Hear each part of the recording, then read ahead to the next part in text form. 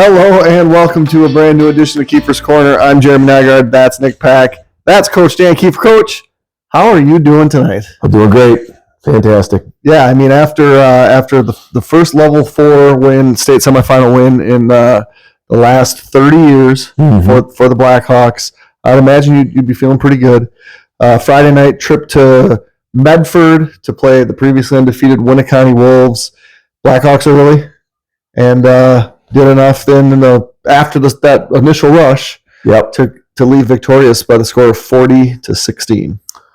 Yeah, it was a great night, no doubt about that. I thought we started fast offensively, which was that's how you want to start. We knew that they were a very good team. We were very concerned, as we talked about last week, about their quarterback number 3, Brody Schaefer. And he's what he was built to be. I mean, he was super, super fast and he's tough and just really was impressed with him as a football player. He threw the ball, actually, I thought, very well in the game as well. I thought he threw it better than, maybe he was going to. We got into this, we started out good, got into that second quarter, and I think what we really stopped doing is the difference, I believe, is we were being too careful with our pass rush, right? A lot of times if you tell people, hey, you're a contained player, they stop rushing. And you saw us playing peekaboo and not trying to get by your offensive lineman and put pressure on him. We didn't do that. We were kind of just widening and getting too deep. There was a crazy big B gap, and this kid's going to take that every time. And, right at the end of the half, it's good thing, they were right down on the doorstep, right? They would have another snap, the way things were going, and they might have scored. That would have been a big deal. I really thought at halftime we got the message to our kids that we need to rush aggressively when it's a pass, that we need to collapse the pocket, still maintaining our contain. But when we did that, those escape alleys were constricted. And then, we game planned, did some things where we were trying to pin him into the boundary, where we would purposely rush a certain way to kind of force his hand in. And I really thought that worked out pretty well for us in the second half. And we did get enough pressure on him, and I think that did lead to the turnovers. He threw that one up to the Gavin pick, and then Tatum got one. And they were moving the ball a little bit there, but, I really felt good about how our defense played in the second half especially. Yeah, so let's go back to the very beginning. You win the toss, you defer, and when it kind of starts, Schaefer returns the kick. We kick it to Schaefer. Didn't want to. That was a mistake made. And we see, from that very first touch, it was he's got a gear that he can turn it on a little bit. So they start their first offensive series right around midfield. Yep. And from the get-go, our defense played really well. 4 plays. Don't get a first down. We run off the field feeling pretty good about ourselves, getting the ball on offense. We go right down, score. Then it's 3 and punt, I believe. Go right back down, score. They had one more drive in the first quarter. And did they punt again? Or did they turn that one over on downs? I guess I don't remember. And then we score to open the second half, and it's 22-0.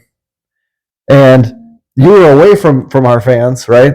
But I think the feeling at that point, and even Travis Wilson, who was covering the game, said, we're getting we're reaching danger zone, for Winneconne. What was the emotion on your sideline at that point? How are you trying to keep guys from thinking this one's over? Yeah, we can't let up. Because you talked about, late in that first half, they have an opportunity. If they score, it's a one-score game.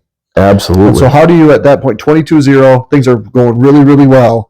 What's the message that you try to get? The message is it's always a long football game, and you can't be a scoreboard watcher. You can't get all super high because you're way up, because then you can't. We try to coach that we're going to be consistent, turn the scoreboard off, and we just got to play. We got to keep playing.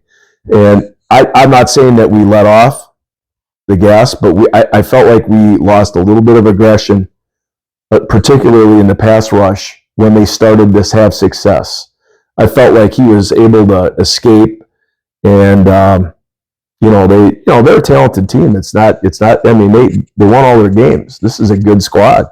So I don't know that we let off the gas, maybe consciously, but we definitely didn't quite have that same edge that we had. And I felt like we did recapture that in the second half, without a doubt. Thinking about that second half, during that first possession, I think we got a first down. Then I think we were faced with like a 3rd and 9 or something like that, and that was the play where Gavin rolled out and he hit Brody Everett's for a 33-yard gain on, like, I think it was 3rd and 8 or 3rd and 9 or something like that. That was, I thought, the biggest play of the game, because number one, it was a great throw. Number two, might have been a better catch. He's kind of twisting, makes a catch, clearly in bounds. But I really felt like from that point on, like, our offense just was, everything was working. I mean, I don't think we were stopped again the rest of that game. I believe we scored. Did we punt once? Did we turn it over? We did punt. We did punt. Okay. Yep. So, and that was in the second half. Yep. Yeah. I think I can't remember what the circumstance was there, but I really felt good that we were moving the ball. And I thought, to end the game, with that drive, that we had another nice grinder. And, let's give our O-line again all the credit in the world, because I was talking to a friend not too long ago, and made the comment, hard work is clearing the sidewalk. Once the sidewalk's clear, anybody can run down the sidewalk, right? And we got some guys that are cleaning that sidewalk up front, and they're athletic, they're cohesive. It's spectacular. I've talked about the job that I think Coach Lehman's done, and it's certainly impressive what those guys are doing. And then you have to give a ton of credit to obviously you watch Gavin St play, and he is not a kid. You're not going to have talent like that very often, right? He's without a doubt one of the most talented players we've ever had at this school, and but no one can do it alone. It's a team effort, and you take a kid like Taden Haldorf. I mean, look what he's done. 2,100 yards. That's crazy. And then, Gavin's run for over 15. I mean, they're on the same team, right? The common denominator being the tight end, the O-line, the receivers that are doing some of that dirty work, So that's a really, really good feeling. And then, I really do feel like our defense is sometimes a little underappreciated. I think we're playing a really good defense. We're going into, the state finals, and we're playing a team that's very ballyhooed, and as they should be, defense for their performance. I really do like our defense too. I like what our kids are doing and what our staff is doing, and it's an exciting thing. So you talk staff, second possession after we scored, stopped them 3-and-out. Obviously Schaefer is all-region quarterback, but he's also all-region D-back. Now they pull him out to start the second possession. Was that brought to your attention? Because I think it was the second play that we threw a pass. And when we made a comment, like he's out talking to his offensive coaches, because they need to get this going offensively. And now we strike. So that is that was communicated immediately to me. Every time he was off the field for, that was something that we were trying to, pay attention to. I mean, he is a great player. I mean, that kid. I will say this: I thought the kids from Winneconne were very classy. I had a chance post game to talk with that Schaefer kid. I was super impressed with him. Very humble kid. But he seemed like he had his head on. And he honestly he has a lot of traits that are very, very much like Gavin St. It's funny because this kid, he's like, hey, I want to be a receiver in college. They moved him from receiver. He had a great year. So there's just a lot of parallels there. But I thought real respectful kid. Just enjoyed talking with him. He's very complimentary towards our guys. So that was cool. Nice. So I think for me, I was the turning point, if you will. You talk about a lot of turning points. The end of the half, they go down and we stop them a couple of yards short. Like you said, they could have scored maybe another play or two. Obviously, we were defending the goal line knowing we only had one play. Right. But we're still up. At one point, we're up 22. Now we're up 12, I believe, 28, 16. Mm-hmm. Come out, third quarter, get the ball, march down, but turnover on downs.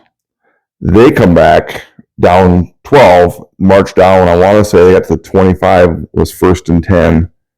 And that's when the defense made the stop. It might have been a couple penalties here, but that was the stop that said, because they score there again. Now it's 6 or 8, and I really felt when we got that first touchdown in the second half, which I forgot in my mind. I was thinking it was the first drive, but we scored. It was not. You're right. But after we got that one, I really felt very confident. Like, hey, I just don't think they're going to be able to score that much on us, and I didn't think they were going to. I thought we were going to be able to keep the thing rolling. So. Yeah, so the first drive of the second half starts with Taden having that long run to the sideline of the bench. But earlier when I said I don't remember what happened on the third possession, that was a Dane Meenendahl interception. Yeah. Right? That was a well-timed. You talked about Gavin had an interception, Taden had an interception. Dane had one, I believe it was on Schaefer's fourth pass of the game. Right. And so that led to a short field and led to the third touchdown. So when you get into that second quarter, when you talked about that Brody catch, it was actually kind of funny because Nick, right before that snap, points out that Dane had a number of catches, but actually said, Brody's been kind of quiet up to this point. I didn't see it coming, and then all of a sudden, like you mentioned, good pass down our sideline. Was the rest of those, so Dane caught, like I mentioned, a number of passes. Was that based on the look that the defense was giving you? Yes.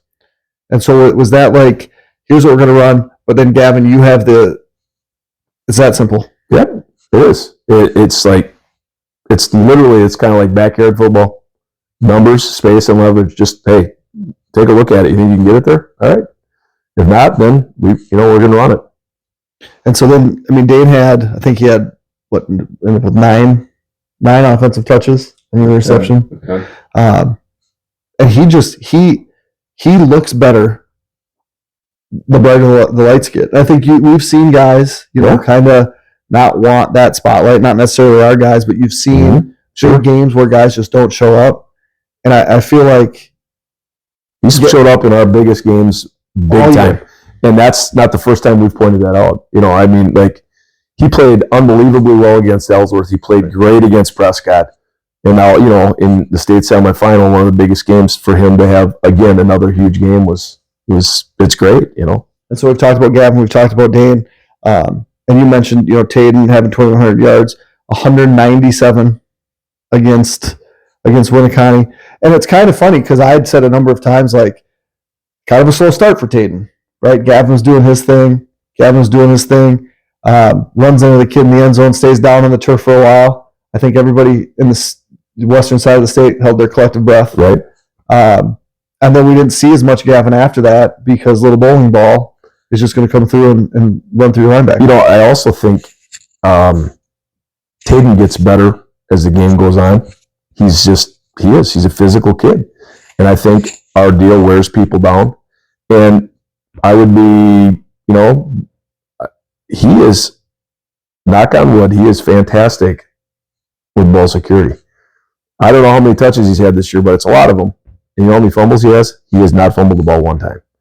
Okay, that's one of the most impressive things that we can say about the kid. And that's going to be a huge, huge thing in the state championship. It will be taking care of the ball, making good decisions, understanding that yards are secondary to possession, feeling when there's people coming, you just got to take care of the ball, and we've done a good job with that, and we got to continue to do a good job with that. He's also got a very low center of gravity, good momentum. Yes. I think he got stopped for, he lost yardage. Actually, he got back to the line of scrimmage because it was very few negative plays on offense outside of penalties, right? Which again, you talk as a play caller, even 2nd and 8 is so much better than 2nd and 11. It's a huge difference. That's a big time difference. And we talk again the offensive line, and not for granted the snap. Again, I think all year one snap that wasn't right where Gavin's expecting it to be, and then it's just I think that the offensive line helps wear down the defensive line, and then that also helps Taden. Yeah, as the time goes on. Yeah, almost like the Derrick Henry effect of he's going to hit you for three, all of a sudden he's gone for 30 and 30 and 30. Well, Will Phelps is a really disciplined kid. Our center, and his snaps are just spectacular. And now you can see we had a couple little hiccups in our spice package with snapping, and that's something that we've been working on, and I think we got that. I think we got that rectified. But I mean, it's hard to do. It is. It's like it's difficult. You can practice on air and just snap the ball. It's a completely different universe when someone is across from you you got to block this guy and snap the ball. Whole nother deal. And Will does just a great job with it. And I think we run into a little bit of that, with their snaps and the spice. But we think we've identified, that maybe a little technique thing that we can be better at. So we're hopeful that we can get that dang thing cranking on Thursday night. So we talk about, area strengths of your team. Let's not leave out the coaching staff. I think when it kind of came out, it might have been third, fourth possession, whatever it was. Did they come out in an unbalanced line? Yeah. Have you seen that before? Or yeah. Okay, so I didn't know because it seemed like they came out unbalanced, which is when they kind of got successful. And obviously then that leads to coaching adjustments. So we talk about, how much of that is changing things, or is it just kind of tweaking a little this and that? So like for instance, obviously, usually as you're preparing for a team, you see if they are an unbalanced team, if they do some of those things. So you prep for them. And there are different things that we do to counter an unbalanced look, without disclosing all of our rules. But at this point in the year, you've seen unbalance from so many different people, and it's just like it actually is. It's not like we're taking a timeout. Like early in the year, you're taking a timeout, and you're like, "Hey, this is unbalanced. What are we doing in unbalanced?" You know what I mean? Like there's a lot of times early in the year where that seemed like that was kind of a theme. But we really do have a terrific coaching staff. They communicate well with each other. We don't have people that are like all into trying to get all get all the light shined on me. It's we have a lot of selfless people that contribute. I've talked about Lehman a number of times. Zach Paul does a fantastic job for us. Jeff Casilius has been up in the booth, and he has some really good good football background, and we have certain things that we're looking for in a game. And, like, for instance, I gave Jeff a sheet of some formations, and I just said, hey, like, if we start struggling a little bit, I need to know the different variations that we're seeing against this and this and this. So bring two different pens. And so if we need to see this thing, we know exactly what we're getting, and we're not having to, flip back through the iPad. And, so we're ready to roll. We can maximize our stuff at half. And defensively, there's constantly, I'll tell you, we got Neville Ogterman and Tony Fitz. They do just a great job with our secondary. They're coaching kids up constantly. Just the job that they do, like between series, even between plays, and just reinforcing. I thought our D-line has been really, really good, and that's been, Darren Peterson and Jake Laram and Rick Garcia. Those guys, they get a lot of individual attention at practice, and I think it pays. It was fun today just watching, some of the things that we're doing. It's like, at this time of the year, when, things are fast, and they our percentage of getting things well done is very, very high. It's not perfect, and there's always things that we can coach. But I really like the way we're practicing, and I appreciate all the, Shane Nigborough is our defensive coordinator. I think Shane's done a really, really good job. He's had some great calls, just, those aren't like based on like, hey, I'm feeling this. It's really based on, a breakdown. What are people doing? And like he's getting this fed to him from Chris Furman. Furman's another one that's fantastic with kids and just does a great job with our secondary as well. And we have Chris communicating up in the booth too. And he's a really, really good coach. So we're very fortunate. There are very few. I know there's a lot of great coaching staffs in the state, but I love our guys, man. They really work hard for our kids, and it's just we have some really nice continuity because so many of them have been doing it for a long time. So before we get into the opponent for this week, I was watching the 1992 state championship game. So the last time we won, beat Mayville 11-7 in a really sloppy game, 11-7 or 11-8, whatever, 11-7.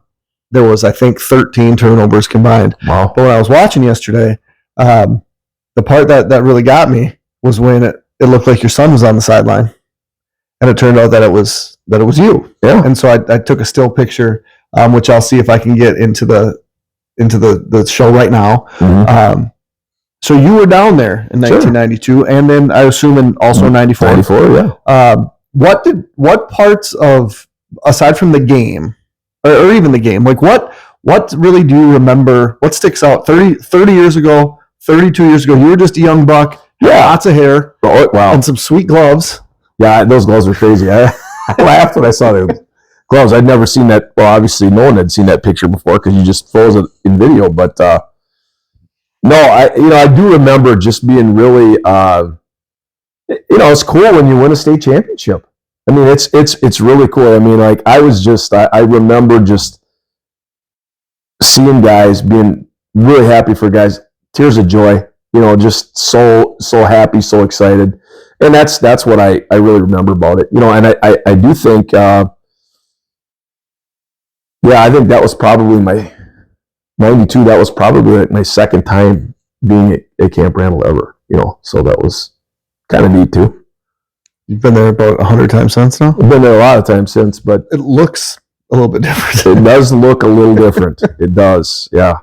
I remember in 1982, as a sophomore in high school, we played against Two Rivers in the state championship game, and I remember on the field house side there was a little, like they had it looked like Pong today, like there was like a little sign, and it would say, it would run information, or if somebody made a tackle, they put your name on the thing and it scrolled across.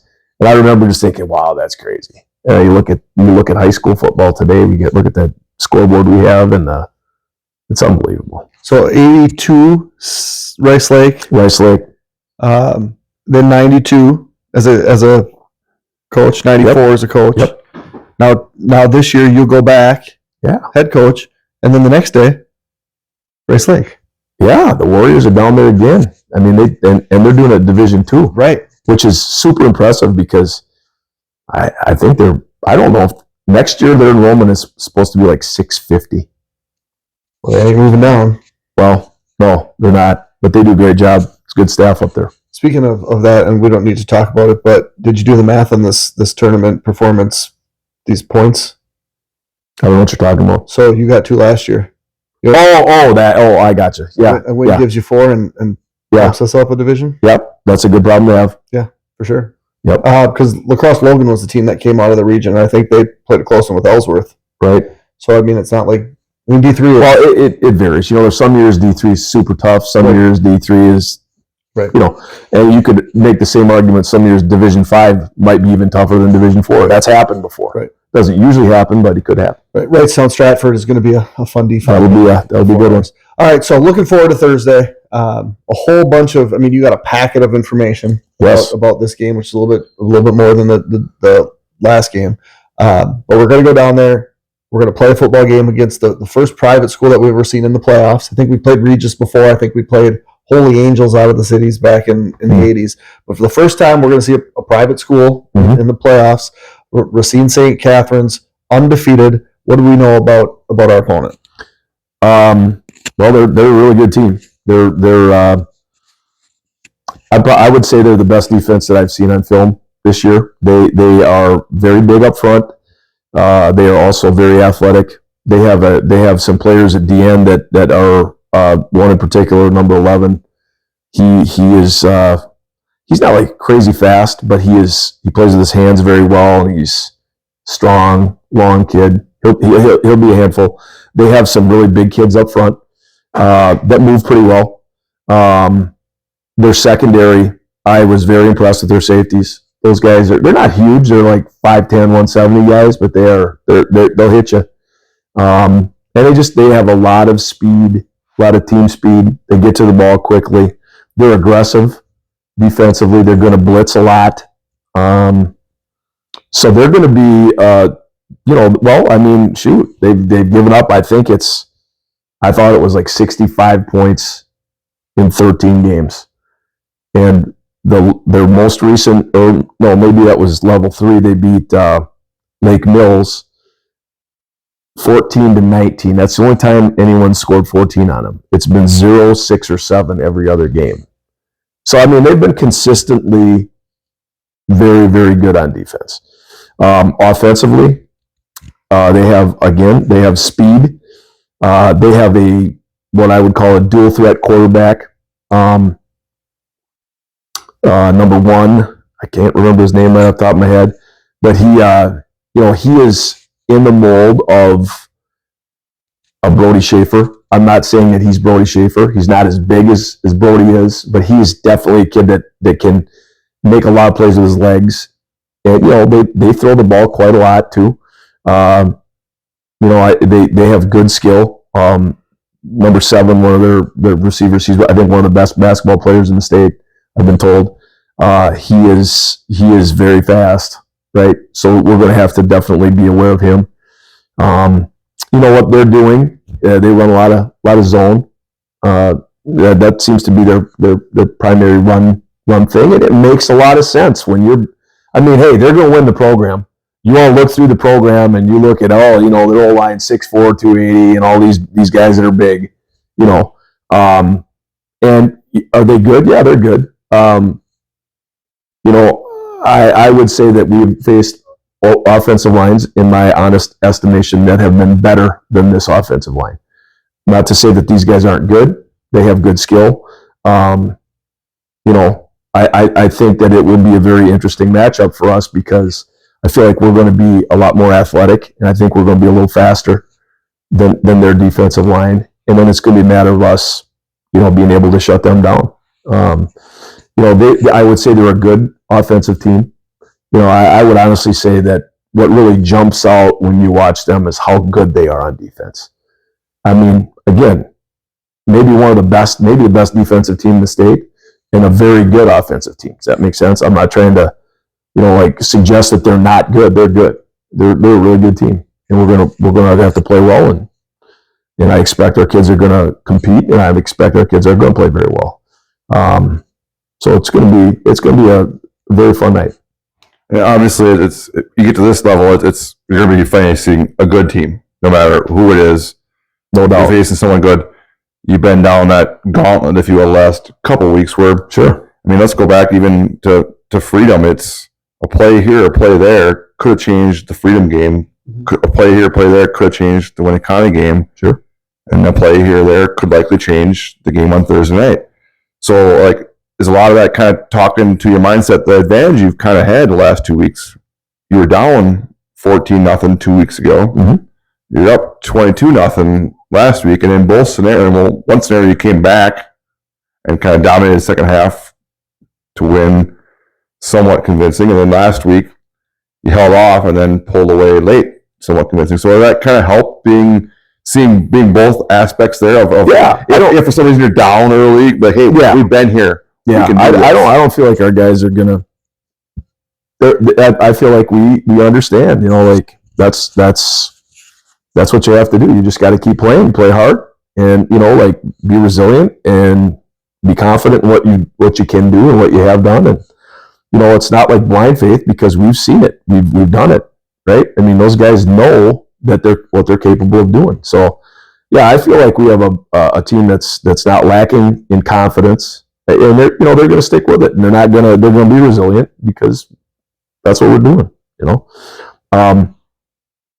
In the bigger sense, it's cool. This is super cool because every kid that gets on that doggone bus and heads down there on Thursday, they're going to remember that day for the rest of their life. I mean, that's what this thing is about. It's making hopefully a great memory, and it's not the pinnacle of your life. It's a great thing.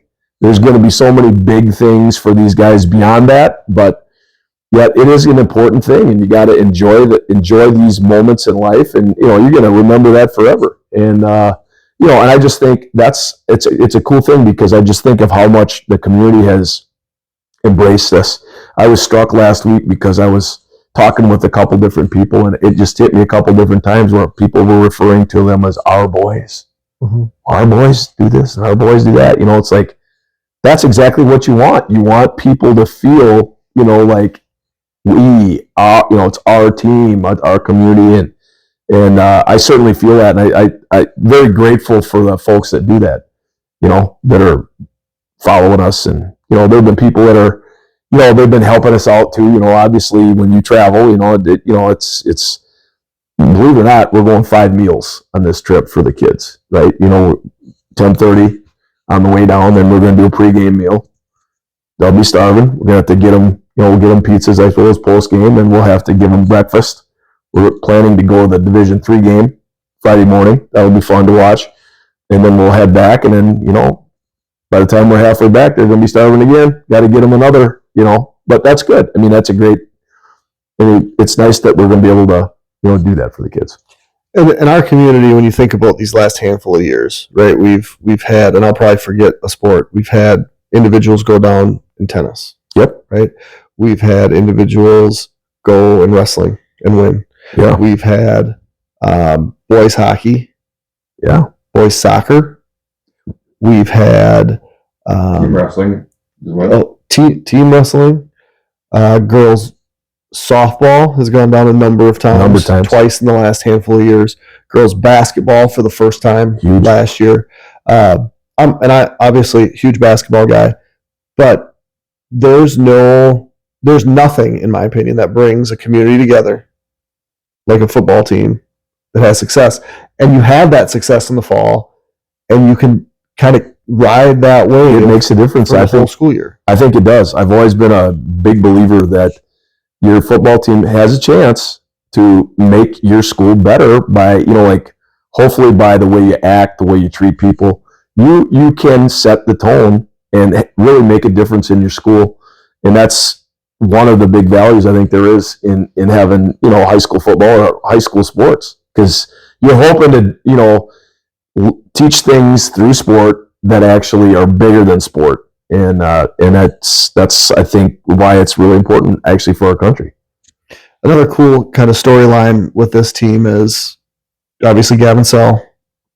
Last time he made it to state, his dad, who I like to poke fun at occasionally, Jason Sell, was a very good football player on the 94 team. Started as a sophomore on that 92 team. Dane Wiedendahl, who we've talked about a lot, his dad, Dusty, big player on that 92 team. I coached those guys that was my first year.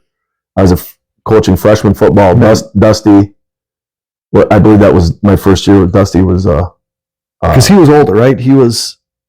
So my first year was 89, the fall of 89. So he was a senior that year, 92. He was a senior. That sounds right. Ben Peavy, not Ben. Landon Peavy is a sophomore this year. Doesn't play a ton. Dad was on that team. Yeah. And so you just have that. There was a picture that they took after the game Friday with those three and Tim Robertson. Cool. And then their kids, which is a sweet storyline, and we're going to have some cool stuff that Ambrose is going to do with some video from those. But that's a really cool storyline as we look at things, because I mean I was just watching Craig Butler. We still see is it Jeff that we see in the booth occasionally, but just that you have those guys stick around the community, and then their kids that are close to the same age. It's just it's a really neat thing, and so it's going to be a lot of fun and make good memories. And we're coming back with hardware either way, right? It's just going to be the color of the ball that we got to decide yet. Yeah. So I mean, you talk about the teams from back then, like how much is it the past couple of years' success also weighs in? I think, I mean, you look at, whether it's making the playoffs or not, you look back a couple of years ago, you succeeded very well. I think it was Mason's senior year, then last year's Cal senior making to D4. That kind of almost sets a tone too, like for the next year of, hey, we're good. Like we beat Ellsworth. Now suddenly we are the team. You beat Rice Lake 2 years ago. We talk about being, whether it's D3 or D4 or D5, how it's so close. Mm-hmm. You were right there with Rice Lake last year, who won D3. Right. But how much is that for a program year in and year out to be successful for programs to come? Yeah, no doubt. It helps when you're competing at a high level and you're having success. I think success breeds more success. And I think it's culturally, I don't think it's just because you're winning. I think, and I've mentioned this before, I think we're winning because of how we're doing things, like how we're practicing, how we're focusing. I feel like our kids have a pretty good mindset, in terms of I think we have a pretty good handle right now on what we need to do mentally to be at our best. And, that's, I think, a big deal. I really do. There's no doubt that success breeds success, but I think we've definitely benefited, from, like I've mentioned it, last year's seniors. That group of kids they were fantastic leaders, and they really, you learn, leadership is learned. And, coaches, we try to instill things, but yet it's not always, it's not the coaches, it's the kids, and it's the kids' parents, and all of these things together kind of shape how things go. And I just feel like we've been really lucky with, we've had great kids, we've had great support, from the parents, and these kids are doing a lot of really good things, and it's not always perfect. They're high school kids, but man, there's a lot of really good stuff going on culturally, and some of that you hope that we have a little impact on that, but there's a lot of great people around here that make a difference. When you think about the area, not just our community, but you look at the middle border over the last 20 years. I don't know how many times Somerset made it down to state. Did they win 2? I just read a thing that said in the last 13 years, there have been 10 appearances in the state championship game by middle border football teams in 6 different teams. So Prescott may be in that in the last 13 years. Right. I don't think Prescott was one of them. But you have Rice Lake last year. Yep. You have Ellsworth in 2019. You have Osceola, who won it. Yep. You have Central, who went 3 times and won it once. Right. You have us now, and Somerset at the beginning, and they had a huge run there over a handful of years, and so it's hard to just dismiss the middle border as a team from up north, because it's there's a fraternity within the coaching in the middle border conference. We hear nothing but well wishes from literally the conference. Every coach in the conference, I really genuinely feel like they're pulling for us, which is a cool thing. It really is. People have taken turns. People have had different. Like you just pointed out, a lot of different people have been at the top, but you still have I think there's a lot of respect for each other in this league. It's a very well coached league. It's hard to argue that this isn't one of the toughest D4 league in the state. Absolutely. Anything else? All right. So it's going to be a Thursday night game with no Blackhawk TV. It'll be WQOW. It'll be broadcast. If you have WQOW as a local channel, you can watch it on there. There'll be apps. There's an app that they have, and then it'll be streamed through their website as well. It sounds like there's going to be a ton of people going down. There's a fan bus for high school students. Band will be making the trip. there's going to be, lots and lots of people showing support. And the nice thing about Camp Randall is it's enormous. So you're not going to be hurting for tickets. I think I saw there was 32,000 total attendees at the state tournament last year, and that doesn't even fill up half of Camp Randall, and that's 2 days. So tickets, I think, would I see $11 or $12 a piece? That was 11. Get them through the same website that all of the home games have been through, so it's pretty easy. I think parking around Camp Randall is relatively it's street parking, but Yeah, you just got to poke around and find a spot. Find the spot. So the D4 games, they usually start on time, right? Generally. There's a chance it could be backed up a little bit depending on what happens before. Yeah, it's doubtful. It's usually like your time on the field to get ready might vary, but the games pretty much start pretty close. The 7 o'clock kick. The Racine St. Catherine's, what are they called? Angels. The Angels. They're the Angels. The Angels and the Blackhawks. Thursday night, Camp Randall. Come on, come all. It'll be heck of a good time. Good luck, Coach. That's Nick Pack. That's Coach Keefer. I'm Jeremy Nygaard. Let's bring back a gold ball, huh? Sounds great. All right. So long, everyone.